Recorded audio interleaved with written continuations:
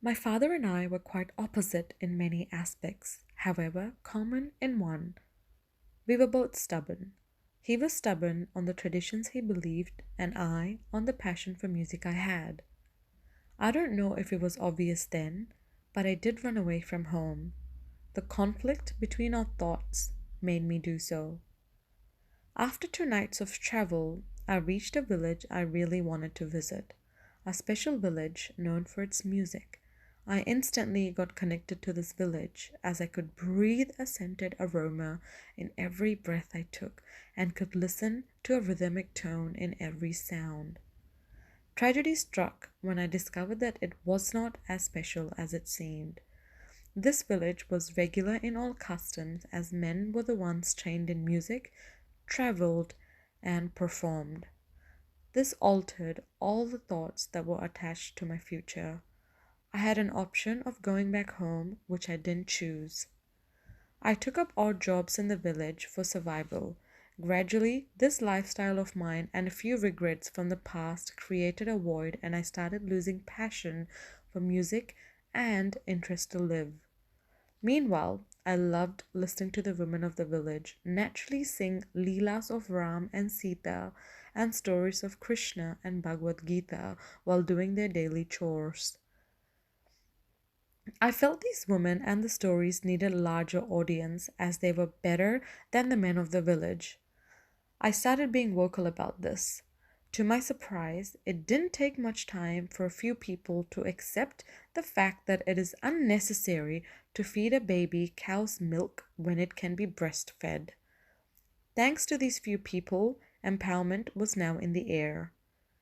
Men and women started performing together. I could see an increase in confidence, independence, equality, and social awareness, and a decrease in mental health issues, crime rates, unemployment, and suicide rates were also seen. What was more beautiful was the fact that this empowerment reflected on men too, and the gender stigma was coming to an end. My crave for grave deceased as I tasted the power of empowerment. I slowly started reconstructing my life. I slowly started getting close to my music. Inspiration I had taken from these people of the village has helped me to do so. Amidst all this, I built myself a tree and called it Tree of Life. For every life that felt empowered, for every situation that attained peace, and for every feeling that made me smile, I placed a fruit on the tree. However, there was one fruit that struggled to get to the tree. That particular fruit represented myself.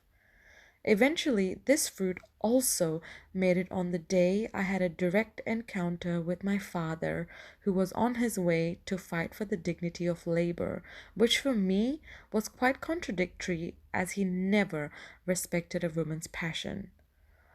Why would you want someone to respect your profession when you don't show some dignity towards someone's gender and their passion? I asked.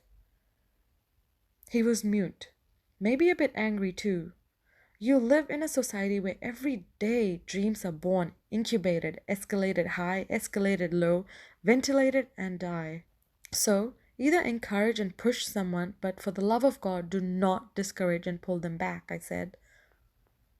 I believe empowerment is the most powerful contagion the human race has ever seen. In a positive way, though.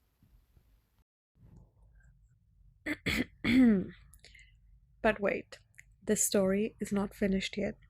I received a letter after many months that gave me a completeness to this whole phase of empowerment. The letter read, I didn't know what to call you.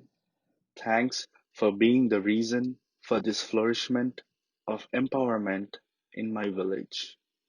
Your simple thought of prioritizing passion led profession over hereditary occupation has given us new dimensions on personal and social level.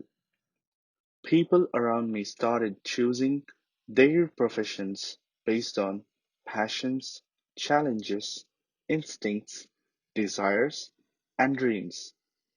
This change of triggers made me startle, but at the end, I was a satisfied soul. Slowly, I started understanding the fact that empowerment, in one way, is like energy. I know it can be created and destroyed, but it can also transform from one form to another. I didn't know if charity began at home in our village, but empowerment surely began at every single home, which was so pleasing to experience as a human. Thank you. Thank you so much for many things.